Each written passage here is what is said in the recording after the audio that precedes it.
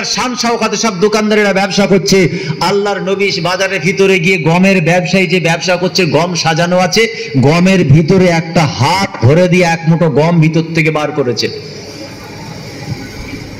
সাহাবীরা একে অপরের মুখের দিকে তাকাচ্ছে। আল্লাহর নবী বাজারে এলেন। কি বাজার? চায়ের দোকান, সব থেকে কিন্তু দুনিয়ার মধ্যে নিকৃষ্টতম জায়গা। প্যারে হাফেরিন, আবেদন করছি কমপক্ষে চায়ের দোকানটা বসবেন না। আমাদের মুরব্বী দাদুরা নানারা নিষেধ করতেন, আব্বারা আমাদের নিষেধ করতেন, তখন বুঝতাম না, রাগ হতো। এখন বুঝতে পারি কেন বারণ করতেন। দেখবেন সব বড় বড় পলিটিশিয়ান বসে আছে, বড় বড় মুফতি আল্লামারা বসে আছে, বড় বড় হাফেজ কারি আলেম মুফতি সব বসে আছে। আপনি কি মুফতি? ও ছোটি কিতাব পড়া মুফতি, 30টা MBBS পাস করে বড় বড় ডাক্তার বসে আছে। ও আপনার সমাধান করে দেবে। সারা বিশ্বের খবর চায়ের দোকানে, একটা চুমুক মারবে, একটা করে ফাতোয়া।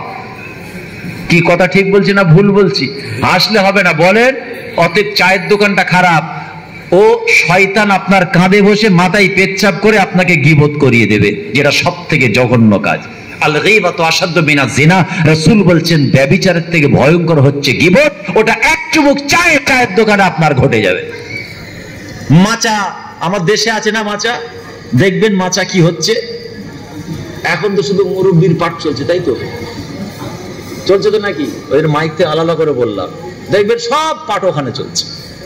এইদিকে মসজিদে আজান হচ্ছে, ওদিকে খেয়াল নেই, ও মুরব্বিকেলেই ব্যস্ত আছে। ভাইয়েরা আমার, দোস্তরা আমার, কেন বললাম কথাটা? আল্লাহ রাসূল সাহাবাদের সঙ্গে বাজারে গেলেন। কুফারে মুশরিকরা চতুর্দিকে দেখে মুচকে মুচকে হাসে। দেখো ইসলাম ধর্মের নবী কেমন নবী, দেখো সে নিজেকে নবী বলে দাবি করে, আল্লাহর কোরআন নাজিল হয়েছে বলে দাবি করে। আর সব থেকে জঘন্য খারাপ জায়গা হলো বাজার। দেখো নবী সাহাবাদের নিয়ে বাজারে যায়, দেখছে ও তো কালো চশমা চোখে দিয়ে দেখছে, সব কালো দেখছে। আর আমি সাদা চশমা দিয়ে দেখছি, আপনাদের চেহারা টুপির কালার যেমন বাস্তবটা দেখছি। আর একজনকে হলুদ চশমা চড়িয়ে চাপিয়ে আমাকে দেখতে বলুন, কি দেখবে? আমাকে লাল দেখবে না কালো দেখবে? দেখছেন কালো বলছে, ওই জন্যই বলছে দোয়া করে দাও। হ্যাঁ, দরুদ শরীফ আল্লাহুম্মা সাল্লি আলা সাইয়্যিদিনা মাওলানা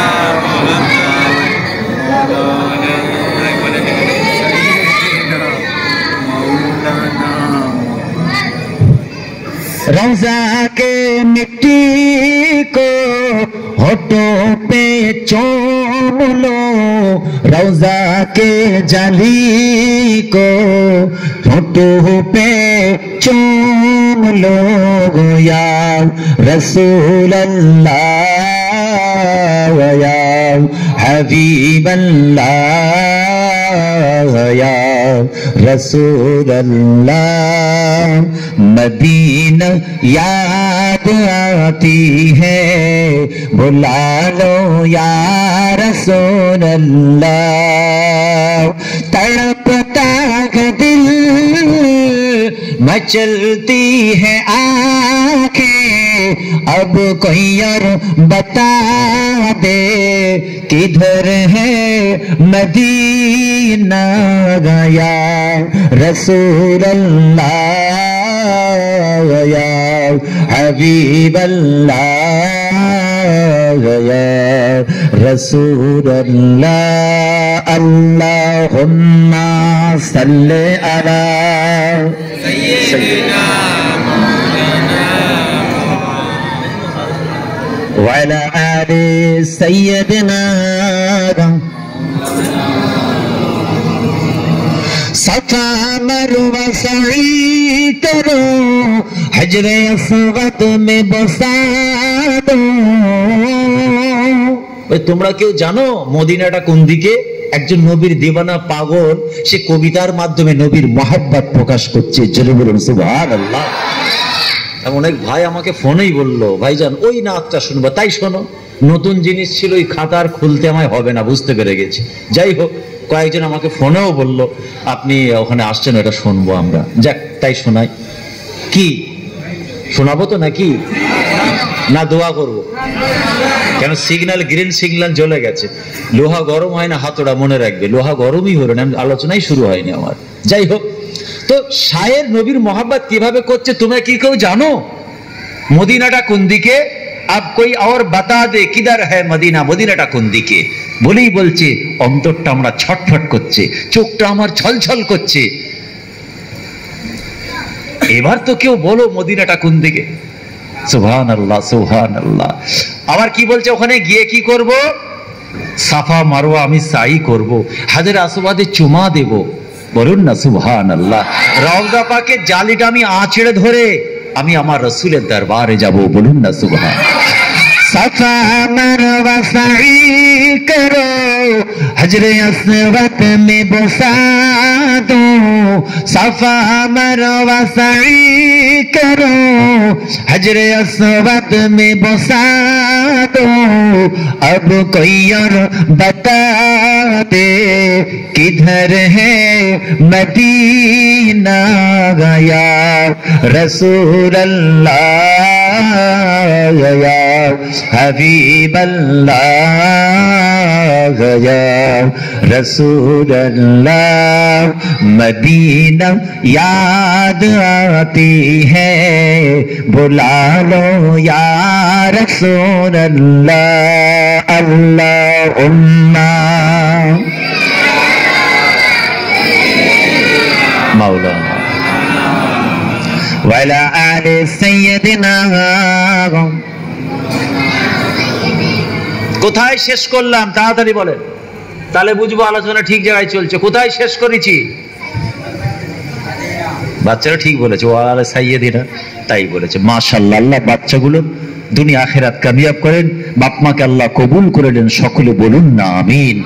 আমরা আমাদের সরদারের কথা বলছি, ওয়ালা আলে সাইয়্যিদিনা দরুদ শরীফ পড়ছিলাম, তাই তো? এবার আসুন, আমি কেন বললাম চায়ের দোকানে বড় বড় মুফতি আলেম থাকে? চায়ের দোকানের মুফতি আছে ঈমান চুরি করে নেবে। নেম মোল্লা খাতরায় ঈমান, নেম হাকিম খাতরায় জান। শরিয়ত বিষয়ে কি জানার ইচ্ছা হলে যোগ্য আলেম মুফতি ফকিহ তার কাছে যাবে।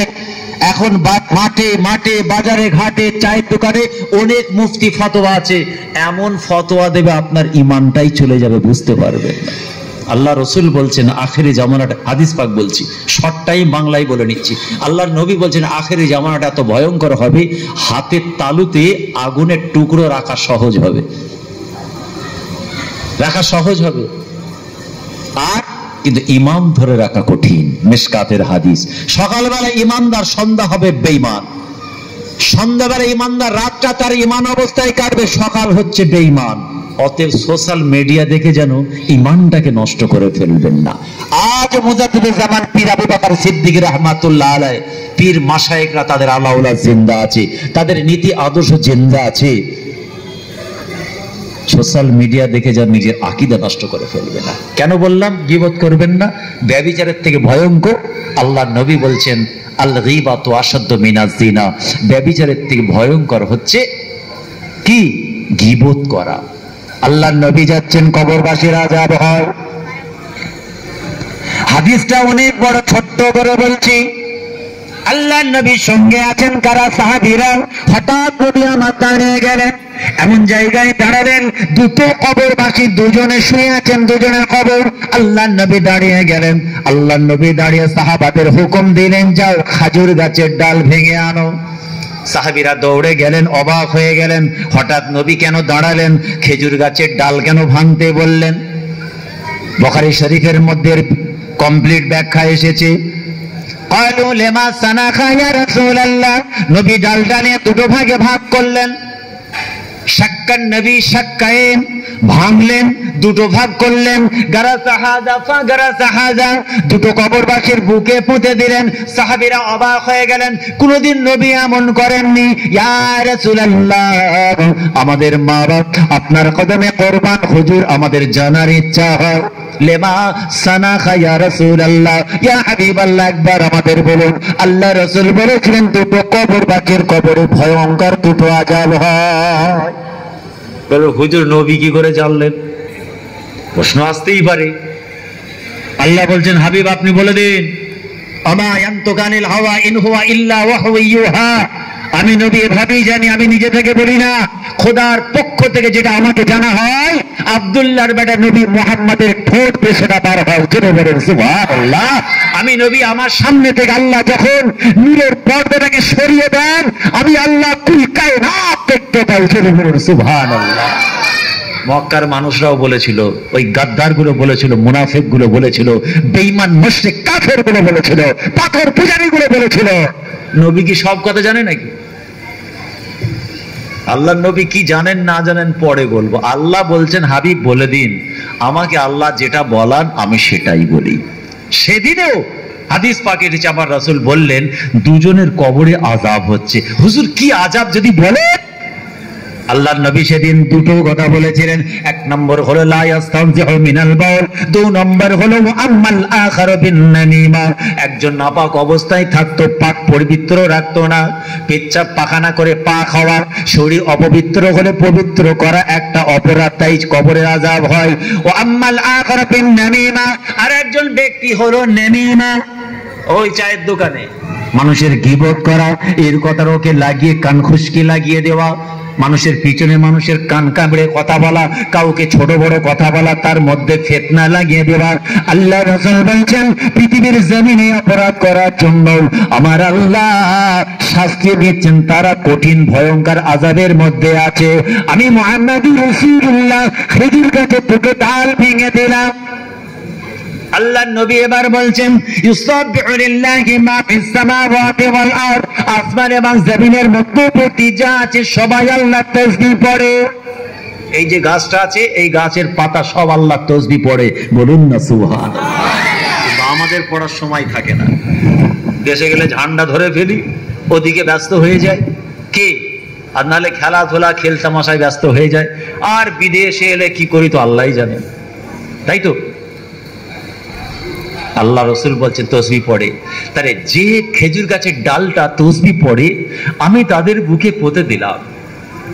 কি যদি আল্লাহ চান তাদের কবরের এই শাস্তি আযাবটা আল্লাহ একটু হালকা হালকা হালকা, কথাটা ভালো করে শুনবেন, মা বলেননি নবী, আই ইউখাফফাফা খাফফাফা ইউখাফফিফু বাবে তাফঈল, এর অর্থ হচ্ছে হালকা, মাপ নয়।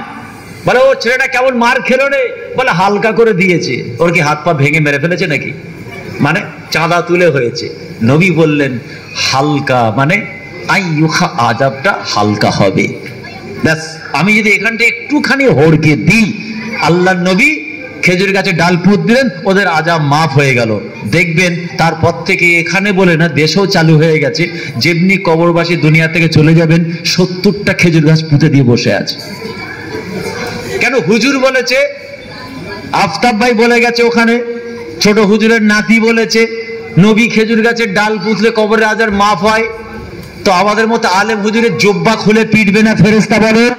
আসলে সবার আগে আলেম ওলামা আমাদের বিচার হবে, ফেরেশতা ওদেরকে আগে ধরে। ওরা জনগণকে ভালো কথা বলেছে আর ফিতনা লাগিয়েছে, মানুষকে বলেছে আর নিজেরা নামাজ পড়ে না, রোজা রাখে না, অবিচার করেছে। আমাদের বিচার আগে হবে, আলেমের বিচার আগে হবে, মাওলানার বিচার আগে হবে। চিন্তা করবেন না, এই জন্যই তো আমরা এক এক রাতে 4টে মুরগির রান ছিঁড়ি 4 জায়গায় গিয়ে, বলুন না সুবহানাল্লাহ। এটা সব আপনাদের দোয়া, আপনাদের বাপ মার দোয়া, এতে পরিষ্কার।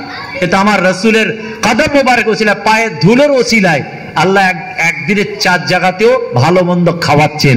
কিন্তু শাস্তিটা শুনেছেন তো, আগে যেটা বললাম, জুব্বা খুলে পিটবে। আল্লাহ আমাদের হেফাজত করেন, বলুন আমিন। আল্লাহ তৌফিক দিলে আবার আলোচনা হবে, কিন্তু আমার মনই ভরলো না আলোচনা করে কি বলবো। যাই হোক, আল্লাহ তৌফিক দিলে দেশের আইন কারণ আমাদের মানতে হয়, দেশে বাঁচতে গেলে সব আইন মানতে হয়। যাই হোক, আল্লাহ যে কোনো সময় আল্লাহ তৌফিক দেন, আবার আলোচনা হবে। সকলে বলুন আমিন। আসেন একটু নবীর শানে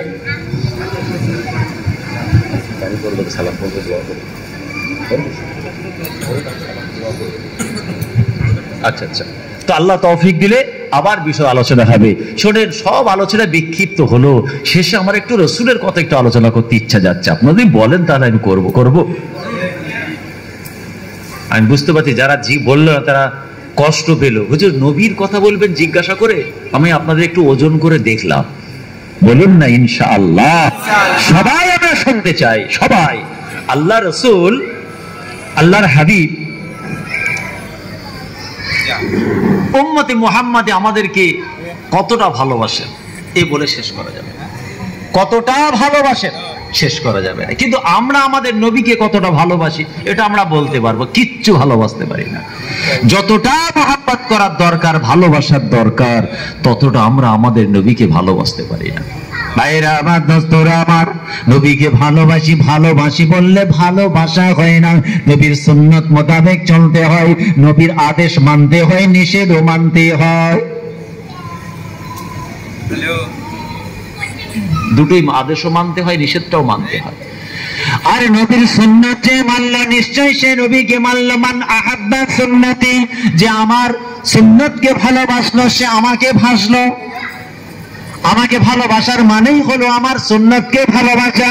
তাই নবী বললেন যে আমার সুন্নতকে ভালোবাসলো ফাকাদ আহাব্বানি, সে যেন আমি রাসূলুল্লাহ, আমাকে ভালোবাসলো।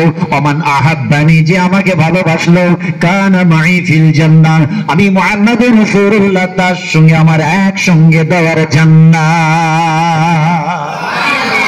আমার নবীকে একজন ভালোবেসেছিল, তার নাম হচ্ছে হযরত বেলাল রাদিয়াল্লাহু তাআলা আনহু। বেলাল পয়সাওয়ালা ছিল না, খুব সুন্দর তার চেহারা ছিল না, কোটিপতির বাড়ির ছিল না, কোটিপতি বাড়ির ছেলেও ছিল না। কে ছিল?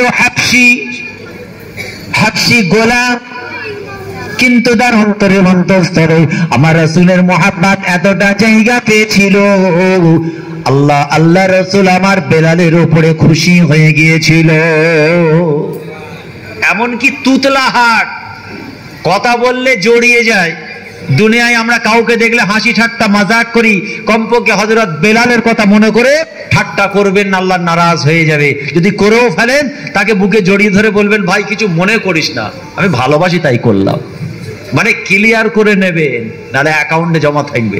এখানে তুতলাহাট মানুষ, ভালো করে কথা বলতে পারতেন না, আর কালো চেহারা, কালো ছিল, কিন্তু নবীর মহব্বতটা উপর জায়গা ছিল। তার মনিব, তার মাস্টার উমাইয়া তাকে মারতো, এত মারতো, ইতিহাস বিরল, কিতাব খুললে আপনারা পাবেন। একটাই কারণ, তুমি মুহাম্মদ রাসূলকে ছেড়ে দাও, ভুলে দাও, নবীর উপর ঈমান এনেছো, ভুলে যাও। তোমার হাতের দড়ি, পায়ের দড়ি, শিকল খুলে দেওয়া হবে। তোমার বুকের উপরে যে পাথরটা চাপানো আছে, উমাইয়া বলছে সরিয়ে দেওয়া হবে, তোমাকে আজাদ করে দেওয়া হবে। আর এই আহাদ আহাদ আহাদ বলে চিৎকার তুমি বন্ধ করে দাও। আল্লাহর নবীর দিওয়ানা পরওয়ানা, আল্লাহ রাসূলের দিওয়ানা মানুষটা কি বলেছিল?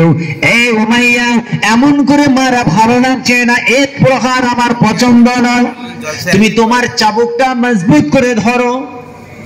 যখনই আহাদ বলে চিৎকার করছে, উমাইয়া চাবুক মারছে, পিঠের চামড়া ছিলে ফেলছে।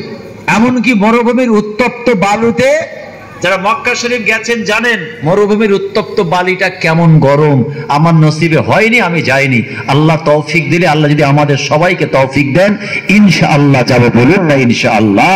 আল্লাহ আমাদের সকলকে, যাদের যাওয়া হয়নি আর যারা গিয়েছেন আবার যাওয়ার তৌফিক দেন, আর যাদের এখনো যাওয়া হয়নি, আল্লাহ আমাদের সকলকে আল্লাহ রসুলের দরবারে, আল্লাহর ঘর এবং খানায় কাবা তওয়াফ করে রাসূলুল্লাহর দরবারে সবুজ গম্বুজের নিচে যাওয়ার তৌফিক দেন। সকলে বলুন আমিন। এই উত্তপ্ত বালিতে শুইয়ে দিয়ে বুকে পাথর চেপে দেওয়া হতো, হাতে শিকল, দড়ি, পায়ে বাঁধা।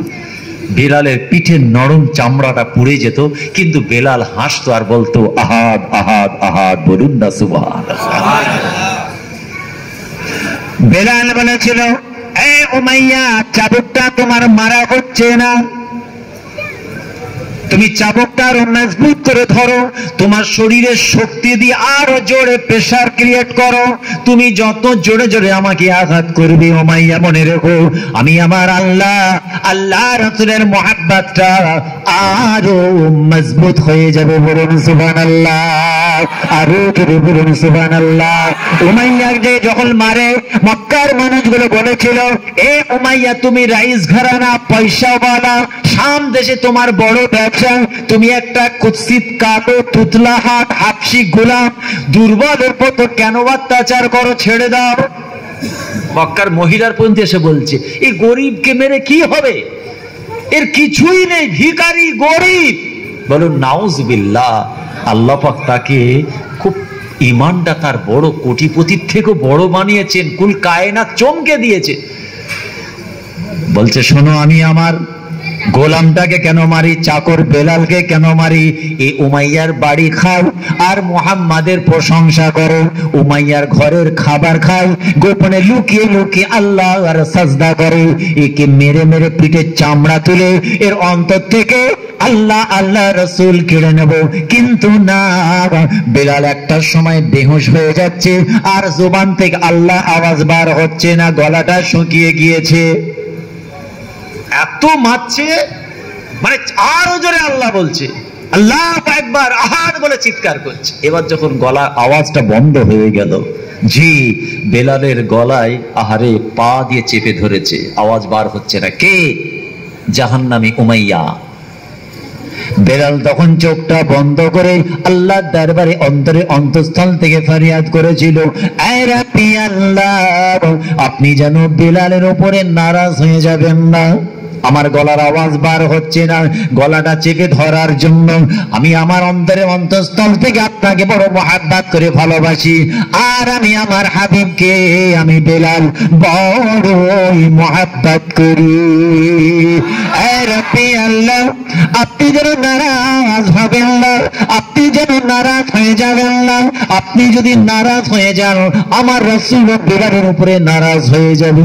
আল্লাহ তার রাসূল যদি নারাজ হয়ে যায়, বেলালের দুনিয়াও বরবাদ, আখিরাত বরবাদ। বেলাল নিজে বর্ণনা করছেন, যখন রাসূলুল্লাহর দরবারের মেহমান হয়ে গেলেন, সাহাবাদের সামনে জীবনের কালো সেই অন্ধকার দিনগুলোর কথা বলছেন। কেন সাহাবারা একবার বেলালকে জড়িয়ে ধরে বলছে, বেলাল তোমার এই শান শওকত, তোমার এই মারতাবা, তোমার এই দরজার পিছনে রহস্যটা কি? বেলালের চোখ দিয়ে শুধু পানি গড়িয়ে যায়। বেলাল বলেছিল, ওই দিনের কথা আমাকে আর জিজ্ঞাসা করবেন না। সেদিন আমি চোখটা বন্ধ করে যখন আমি আমার আল্লাহ দরবারে দরখাস্ত করেছিলাম, আল্লাহ বেলালের উপরে নারাজ হবেন না, ওই সময় একটা গায়েবী আওয়াজ একটা এসেছিল, ইলহাম হয়েছিল, একটা ঘোষণা হয়েছিল, ইয়া বেলাল লা তাখাফ ইন্নাল্লাহা মাআকা। বেলাল রে, আমি আল্লাহ বলছি তুমি ভয় করো না, নিশ্চয় দুনিয়ার মানুষ তোমার সঙ্গে না থাকলেও লা তাখাফ, ভয় করো না, ইন্নাল্লাহা মাআকা, নিশ্চয় তোমার আল্লাহ তোমার সঙ্গে আছে। আরো জোরে বলুন সুবহানাল্লাহ। বেলাল বলেছিল, আমার ভাইরা সাহাবীরা শুনে নিন, আমি পরিষ্কার বুঝতেই পারছি ওই গায়েবী আওয়াজ শব্দটা তার দুনিয়ার কোন মানুষে নয়, কোন মানব প্রাণ পশু পক্ষী জীবজন্তুর জিন শয়তান কারণ নয়, ওটাই হলো আমার আল্লাহর আওয়াজ। যার কানে আল্লাহর আওয়াজ পৌঁছে গিয়েছে তাকে দুনিয়ার কোন শক্তি তার আওয়াজ কেড়ে নিতে পারে না। আল্লাহ পাক আমাকে বড়ই মহব্বত করে। অন্য একটা হাদিসে এসেছে, মদিনার মসজিদে আল্লাহর নবীর সামনে সাহাবীরা স্বপ্ন বলতেন। শুনছেন?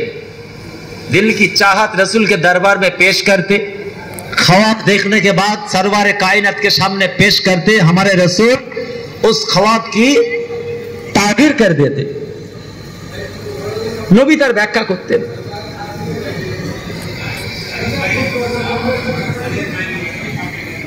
কি হলো? আল্লাহর হাবিব আল্লাহ রাসূল সেদিন এসে বলছেন, সাহাবীরা শোনো, আজকে আমি রাসূলুল্লাহ তোমাদের একটা খাওয়াব বলবো, স্বপ্ন। কি স্বপ্ন বলবে? খাওয়াব, স্বপ্ন। তোমরা স্বপ্ন বলো, তোমরা তোমাদের সুন্দর সুন্দর খাওয়াব আমার সামনে বলো। আমি আব্দুল্লাহর বেটা নবী মুহাম্মদুর রাসূলুল্লাহ, আজকে আমার বড় ইচ্ছা হয় আমি নবী তোমাদেরকে খাওয়াব বলবো। সাহাবীরা খুশি হয়ে গেলেন, আজকে আমাদের রাসূল খাওয়াব বলবেন। আমি স্বপ্নের মধ্যে দেখলাম আল্লাহ পাক আমাকে জান্নাত জাহান্নাম সবই দেখাচ্ছেন। আজকে জান্নাতের স্বপ্ন দেখলাম, আমাকে ফেরেশতারা আমাকে সঙ্গে করে নিয়ে যাচ্ছেন। কোথায়? জান্নাতে নিয়ে যাচ্ছেন। আর জান্নাতের কানের ভিতরে একটা চলার আওয়াজ আসছে, পায়ের শব্দ পাচ্ছি। আমি জিবরিলকে বললাম, ভাই জিবরিল, আল্লাহ পাক আল্লাহ রাব্বুল আলামিন আমাকে তো সর্বপ্রথম জান্নাতের ভিতরে নিয়ে যাবেন, আমি রাসূলুল্লাহ জান্নাতের ভিতরে যাব, কিন্তু একটা পায়ের শব্দ কার আসছে, এটা যেন চলাফেরার আওয়াজ। জিবরিল ফেরেশতা বলেছিল, ইয়া রাসূলুল্লাহ, ইয়া হাবিবাল্লাহ, এটা হলো আপনার সাহাবী বেলালের পায়ের আওয়াজ। আল্লাহ রাসূল বলছেন, বেলাল রে, সেদিন যে আওয়াজটা শুনেছিলাম আমার আগে একটা পায়ে চলার আওয়াজ, ওই আওয়াজটা বড় পরিচিত একজনের চলার আওয়াজ। তোমরা কি বলতে পারো ওই ব্যক্তিটা কি? সাহাবীদেরকে নবী নাম বলেননি, তোমরা কি বলতে পারো একটা চলার আওয়াজ পেলা? আমার এক সাহাবীর চলার শব্দ, পায়ের আওয়াজ। আমি সেই সাহাবীকে চিনি, তোমরা কি বলতে পারো কার আওয়াজ হতে পারে? আরে আবু বকর সিদ্দিক রাদিয়াল্লাহু তাআলা আনহু। একে অপরের মুখের দিকে তাকাই, বেলাল আর একজনের মুখের দিকে তাকাই। আল্লাহর নবী তাবাসসুম হাসি হাসেন, তাবাসসুম মানে হলো মুচকে হাসা। সাহাবাদের মুখের দিকে দেখছেন, মুচকে মুচকে হাসছেন। শেষে বলছেন, আমার আল্লাহ রাসূল বলছেন, বেলাল রে, আমি রাসূলুল্লাহ, আমাকে জিবরিল ফেরেশতা বলেছিল ওই আওয়াজটা আমার বেলালের আওয়াজ। আরো যদি বলুন সুবহানাল্লাহ। কিসের জন্য এত বড় সম্মান পেলেন? বেলাল রাদিয়াল্লাহু তাআলা দুনিয়ার জমিনে যখন আসেন, কোন মুসলমানের ঘরে নয়, কোরআনের ঘরে নয়, বেলাল নবীকে ভালোবেসেছে, ইসলামকে অন্তরে জায়গা দিয়েছে, ঈমান মজবুত করেছে, অন্তরে অন্তঃস্থলে রাসূলকে জায়গা দিয়েছে। তাই বেলালের দুনিয়া আখিরাত কামিয়াব হয়ে গেছে, বলুন না সুবহানাল্লাহ। যাই হোক, আর আলোচনা করব না, সময়ের ব্যাপার আছে। আসো আমরা আমাদের নবীর শানে, আল্লাহ যেমন কোরআনে বলেছেন নবীর শানে দরুদ এবং সালাম পাঠাও আদবের সঙ্গে, ভক্তি ভরে, হৃদয় দিয়ে।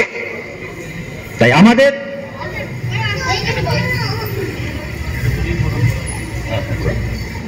আল্লাহ পাক আমাদের হায়াত কিসমত দারাজ করেন। আমরা দোয়া চাই, সবার জন্য হায়াতের দোয়া চাইতে বলেছেন নবী।